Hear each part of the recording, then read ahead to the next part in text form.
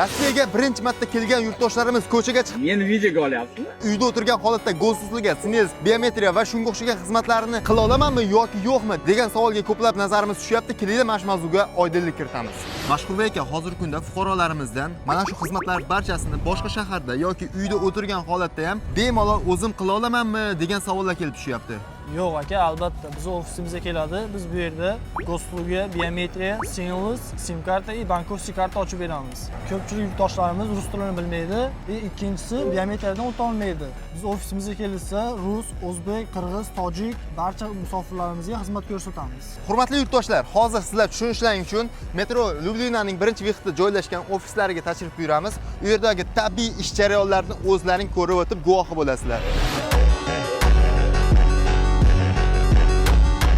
Hurmatli vatandoshlar, mana bu insonni taniyapsizlarmi yoki bu insonni taniyapsizlarmi? Tanimagan bo'lsalaring, kelinglar, tanishib olasizlar. Hamma xizmatlaringni qilib berishadi.